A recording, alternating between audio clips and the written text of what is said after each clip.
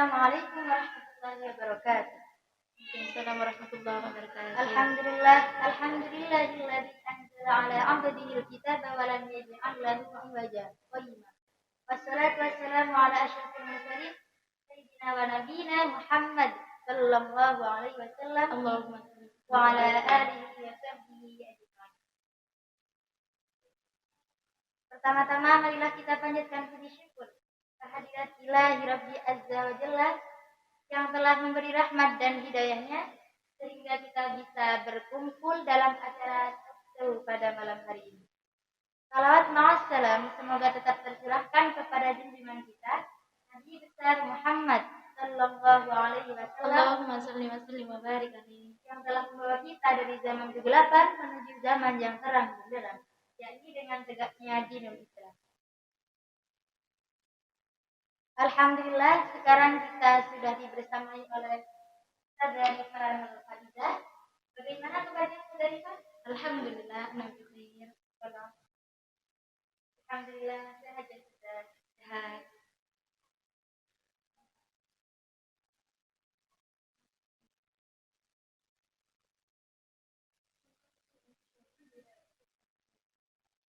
Kaifa haluh, Ustazah? Alhamdulillah nabi khair wa afiyah was sa'adah. Di sini dalam acara ini kami akan membahas tentang kemuliaan bulan Muharram. Ustazah bisa menjelaskan apa saja kemuliaan di bulan Muharram? Insyaallah. Bismillahirrahmanirrahim. Assalamualaikum warahmatullahi wabarakatuh. Waalaikumsalam warahmatullahi wabarakatuh. Pertama saya buka terlebih dahulu. Innal hamdalillah wassalatu wassalamu ala Rasulillah. La haula wala quwata illa billah. Asyhadu an la ilaha illallah wa asyhadu anna Muhammadan abduhu wa rasuluh la nabiyya ba'da. Kita sekarang akan membahas tentang Muharram ya. Sudah dikatakan tadi bahwa yang dibahas adalah kemuliaan Muharram. Sebenarnya begini ya. Semua bulan itu dimuliakan. Akan tetapi ada bulan-bulan tertentu yang mana dalam bulan tersebut apabila ada seseorang yang melakukan amal soleh, maka Allah akan melipat gandakan pahalanya. Yang telah disebutkan oleh mbaknya tadi adalah bulan Muharram. Berarti yang kita bahas sekarang bulan Muharram ya mbak. Nah sebenarnya ada 4 bulan yang dimuliakan di antara bulan-bulan Hijriah. Di antara tahun-tahun Hijriah. Yang pertama Dzulqa'dah, yang kedua Dzulhijjah, yang ketiga Ramadan, yang keempat adalah Muharram. Sebenarnya sebelum membahas lebih lanjut tentang Muharram, kalender Hijriah itu sebenarnya tidak ada di masa Rasul. Akan tetapi kalender Hijriah itu baru dibentuk ketika kekhalifahan Umar bin Khattab radhiyallahu anhu. Gitu, Mbak. Kemudian kalau masalah bulan Muharram ya, bulan Muharram ini bulan yang diistimewakan, bulan yang mulia, bulan yang penuh keutamaan ya. Tapi sungguh aneh tapi nyata, begitu ya nyanyiannya. Maksudnya di sini itu para umat Islam itu lebih sering menggunakan kalender Masehi bahkan daripada kalender Hijriah begitu. Nah, itulah betul kan? Nah, oleh karena itu bagi umat-umat Islam di seluruh dunia, saya juga sama-sama memperbaiki kita ya. Itu kita harus lebih membiasakan. Saya tidak melarang penggunaan kalender Masehi. Cuma membiasakan kalender Hijriah. Sering ditanya, Mbak, sekarang tanggal berapa Masehinya? 5 Agustus 2022. Semuanya tahu. Mbak, sekarang tanggal berapa Hijriahnya? This is a thinking. Itu masih berpikir gitu ya. Berpikir. Jadi sebenarnya kita harus membersamai kalender Masehi dan kalender Hijriah. Kita sama-sama tahu.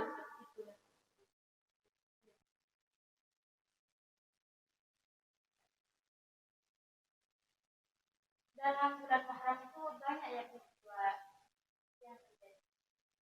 Saya bisa menjelaskan apa saja di bulan. Sebenarnya peristiwanya banyak ya. Peristiwanya itu banyak. Bukan hanya 1, 2, 3. Peristiwanya itu banyak dan itu menjadi cerita yang legendaris buat umat Islam gitu. Apalagi buat anak-anak kita nanti, apabila cerita itu diceritakan, maka itu akan menjadi cambuk semangat biar mereka tuh cinta Islam gitu ya. Di antaranya ceritanya itu banyak dari nabi-nabi, tapi juga ada yang bukan ceritanya nabi. Akan tetapi di bulan Muharram itu banyak cerita tentang nabi. Di antaranya ada ceritanya Nabi Adam. Sudah kita tahu kan bersama-sama bahwa Nabi Adam itu nabi yang nomor satu ya. Nabi yang nomor satu, manusia nomor satu bahkan ya. Nabi Adam itu ketika Muharram, bertepatan di bulan Muharram ini ya, Mbak. Ini Nabi Adam ini diterima taubatnya oleh Allah. Bertepatan pada bulan Muharram.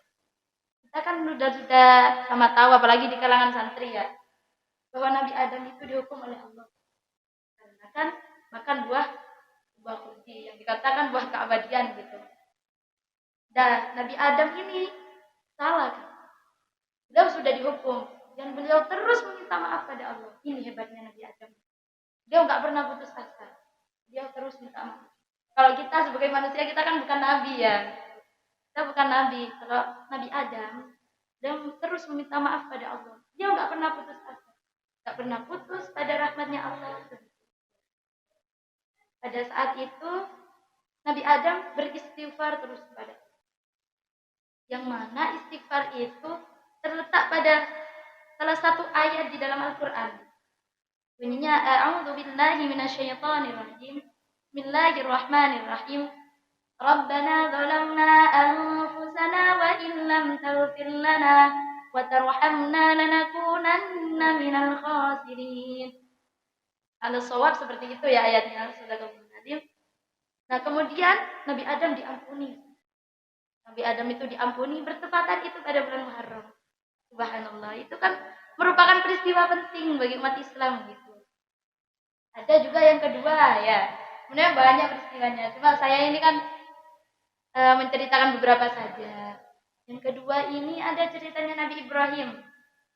Sudah diketahui bersama bahwa Nabi Ibrahim adalah Khalilullah gitu ya. Coba dengan kekasih Allah ya, mbaknya aja tahu ya. Karena kita sama-sama santri harus tahu, apalagi yang bukan santri itu harus tahu juga. Nah, disebut Khalilullah gitu, kekasihnya Allah. Juga disebut sebagai bapaknya para nabi gitu maksudnya.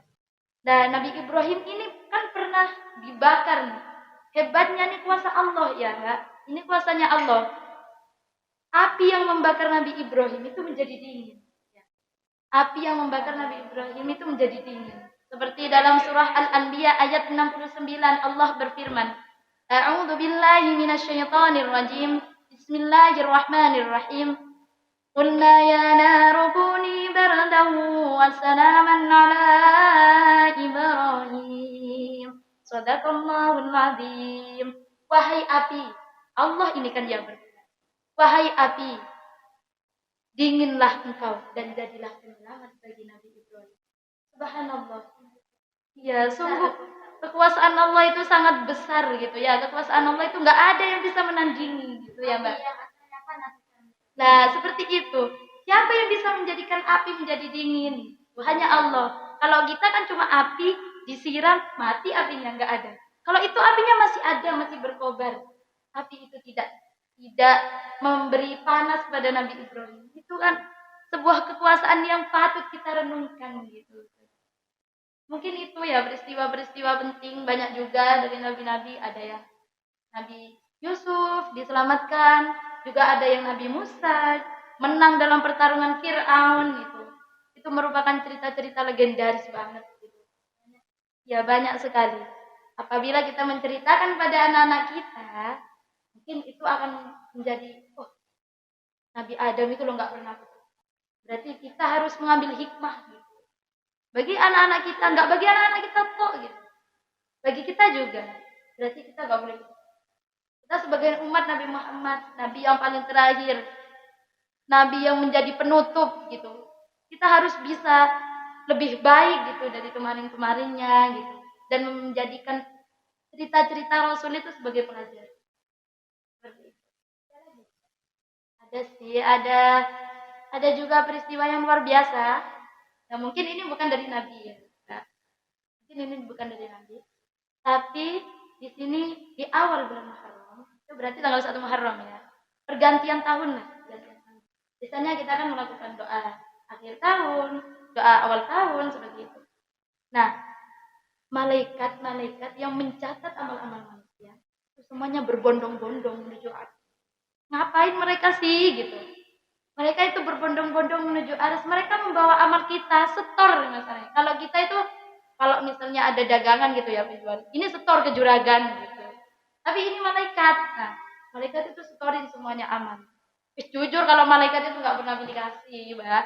Kalau malaikat itu ya nggak kayak kita. Kalau kita kan manusia, al-insan gitu. Katanya al-insan makhluk khotok wan nisyan gitu. Tapi kalau nggak diperbaiki, masa khotok terus, masa nisyan terus gitu ya.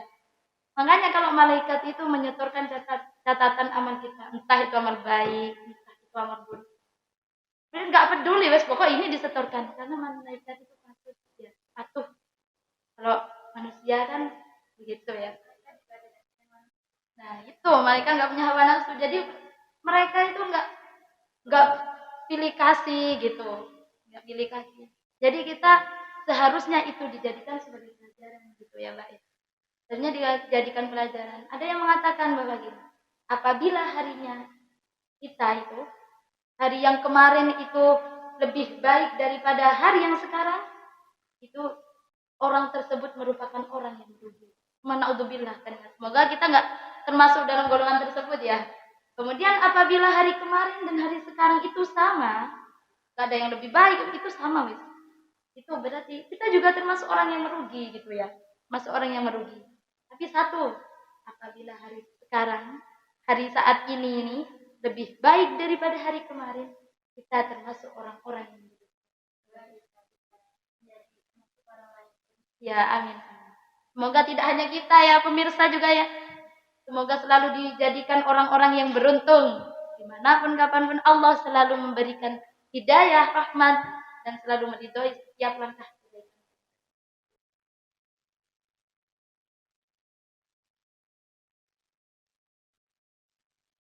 Alhamdulillah, terima kasih Ustazah atas banyak peristiwa-peristiwa di bulan Ramadan yang belum kita ketahui. Jadi jangan malu untuk belajar. Iya, karena belajar itu nggak perlu dibatasin ya. Kan sampai liang lahat itu baru batas kita belajar. Karena itu sudah sudah batas kehidupan kita gitu. Hanya 3 perkara yang bisa menembus saat kita di liang lahat. Apa saja hal-hal tersebut? Hanya amal jariah, ya kan? Doa anak yang soleh, dan yang terakhir adalah ilmu yang. Ini ada beberapa pertanyaan. Ya. Yang pertama pertanyaannya dari Ananda Sofia Hidayat, ya. Silahkan. Beliau bertanya, apakah amalan-amalan di bulan Muharram? Sebenarnya kalau berbicara tentang amalan ya, amalan itu kan ini yang dibicarakan amalan baik ya, bukan amalan buruk. Amalan baik itu bisa dilakukan di semua bulan. Saya tekankan sekali lagi. Cuman apabila amalan tersebut dilakukan di bulan ini gitu, Allah akan melipat gandakan amalan itu. Pahalanya akan dilipat gandakan gitu. Ya gitu, itu namanya berlipat-lipat. Ini lipatnya berlipat-lipat gitu ya. Ini lebih dari 2, wis. Ini hanya Allah yang tahu. Apalagi lebihnya itu lebih dari 2, lebih dari 10, wis lebih. Kita manusia. Tugasnya kita cuma berusaha dan berusaha. Kalau berbicara tentang amalan, ada amalan-amalan yang disunnahkan. Apalagi ini yang disunnahkan ya. Kalau berbicara tentang sunnah, berarti berhubungan dengan Rasulullah sang kekasih Allah. Kalau sunnah, ada yang pertama, yang biasanya itu puasa. Puasa ini sudah menjadi salah satu jalan buat kita membentengi diri dari hawa nafsu gitu ya. Nah, berpuasa ini apabila kita dilakukan di bulan Muharram, Rasulullah, the best man leader of leader, Rasulullah, beliau bersabda, "Afdhalus shauma ba'da Ramadan, syahrullahil muharram." Gitu. Sebaik-baiknya, paling utamanya puasa setelah bulan Muharram ialah berpuasa di bulannya Allah. Apa bulannya Allah? Syahrullah, bulannya Allah. Muharram, bulan Muharram. Bulan tempat kita sekarang. Jadi perbanyaklah puasa. Ini adalah ladang pahala buat seluruh umat Islam. Jangan pernah menyanyiakan ya. Jangan pernah menyanyiakan. Apalagi kita kalangan santri ya, kita harus memberi contoh. Karena kita sekarang berada di bumi yang insya Allah barokah, yang penuh ilmu gitu ya Mbak ya. Kemudian ada lagi yang kedua, ada mengusap, menyantuni anak yatim dan setiap lainnya. Biasanya sih bukan dituntut ya, bukan dituntut untuk melakukan ini, tapi hal tersebut biasanya dilakukan pada tanggal 10 Muharram. Itu. Diperbolehkan sebenarnya, semua, tidak ada yang melarang. Cuma lebih utamanya seperti itu sudah. Nah, lebih utamanya itu biasanya banyak adat-adat kayak di pesantren, di tanggal 10 Muharram itu dilakukan dan mengusap helai-helai rambutnya. Ada yang mengatakan bahwa apabila mengusap setiap helai rambutnya anak yatim, tak akan dihapus dosa-dosa. Itu kan merupakan hal yang sepele, cuma mengusap. Kita nggak kekurangan tenaga ya, cuma mengusap gitu. Nggak sampai kayak jogging, nggak sampai kayak macul gitu ya. Itu cuma mengusap, itu aja sudah melunturkan dosa ya kan. Allah itu Maha Rahman Rahim gitu. Ya, seperti itu. Ada juga yang ketiga, ini adalah memperbanyak sodako ya. Ini beda. Kalau sodako ini sebenarnya bisa dilakukan di mana saja ya. Waktunya itu nggak ditentukan. Cuma ditekankan sekali lagi, apabila di bulan Muharram, Imam Tabrani berkata, apabila yang bersodakoh di bulan Muharram, maka pahalanya akan 70 kali lipat lebih banyak daripada bersodakoh di bulan ini. Spektakuler kan, itu amazing banget buat kita semua gitu. Berarti kita harus everything remember always gitu. Because itu sangat important gitu. Bagi kita itu sangat penting gitu. Bukan bagi kita atau bagi semua umat Islam. Dan bagi semua, siapa tahu dengan cara kita bersedekah ini menunjukkan kita laman gitu. Kita dermawan gitu. Kalau setelah kita dermawan, berarti Islam itu indah. Islam itu dermawan, Islam itu kuat, dan Islam itu top gitu. Kita tunjukkan pada dunia gitu. Gerakkan hati kita untuk gerakkan dunia. Bukan gerakkan dunia untuk menggerakkan hati, berarti itu hubud dunia namanya ya. Harusnya kita yang menggerakkan dunia. Kita harus memperbudak dunia, bukan dunia. Gitu. Ada lagi.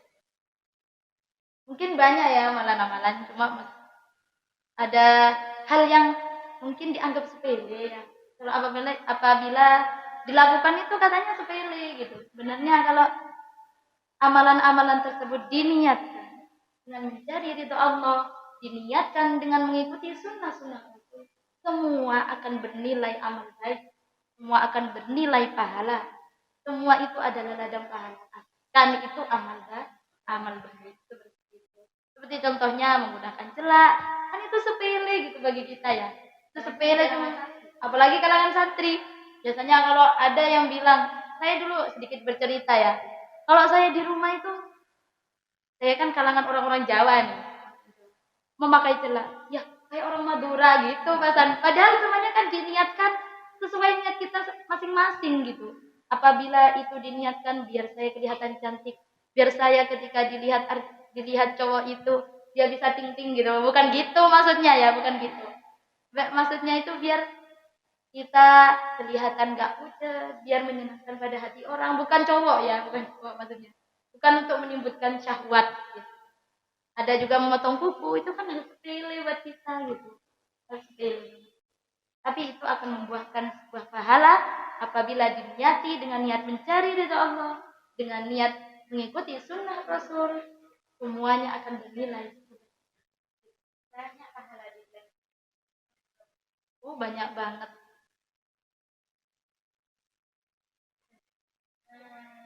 Terima kasih atas jawabannya Ustazah, sangat memuaskan.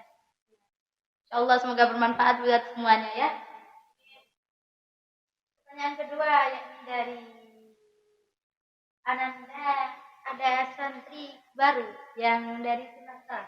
Masya Allah, dari Sumatera jauh ya.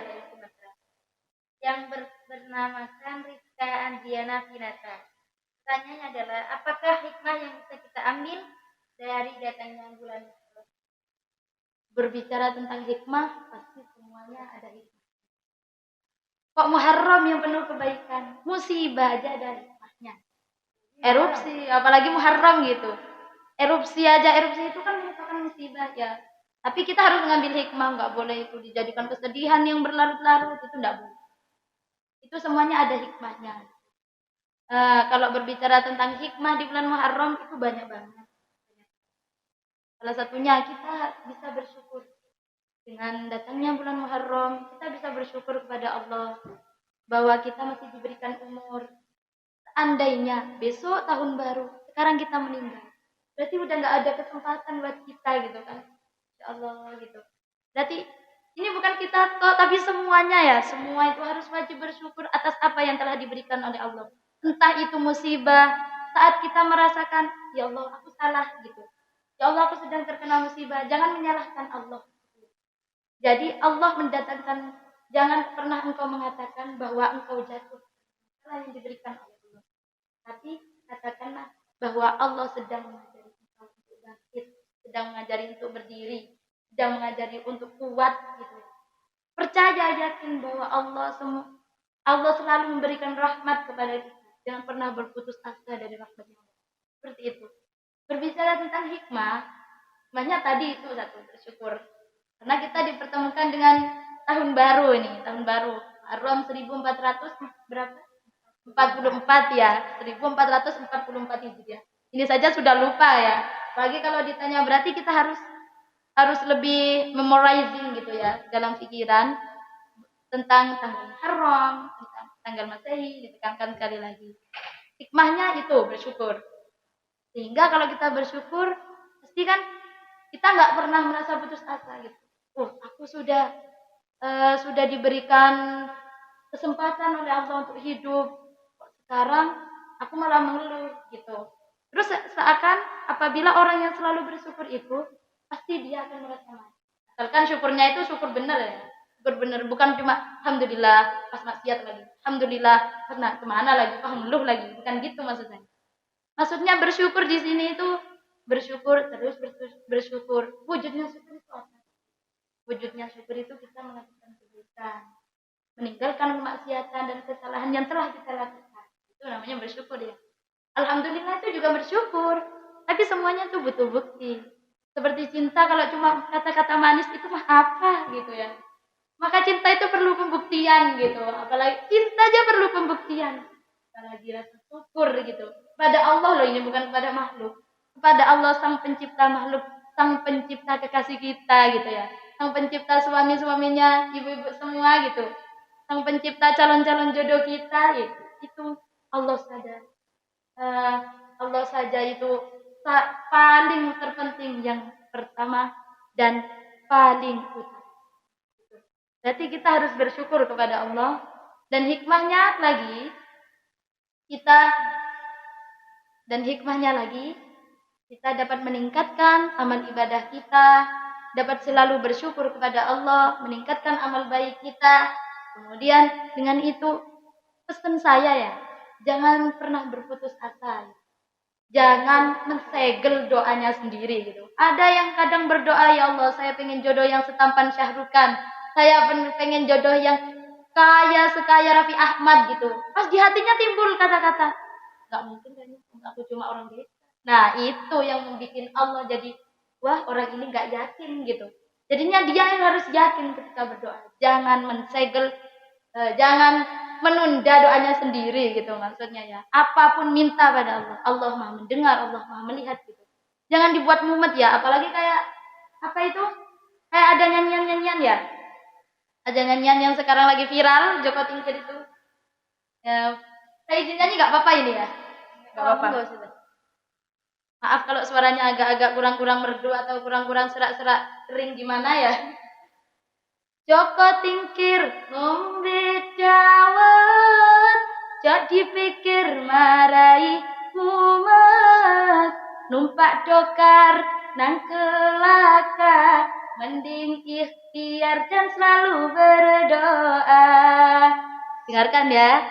Salatullah salamullah ala toha rasulillah. Salatullah salamullah ala Rasulillahi ala yasin habibillah. Sekali lagi ya. Dolan-dolan ngombe banyu teh, kabeh pengin jodoh sing soleh.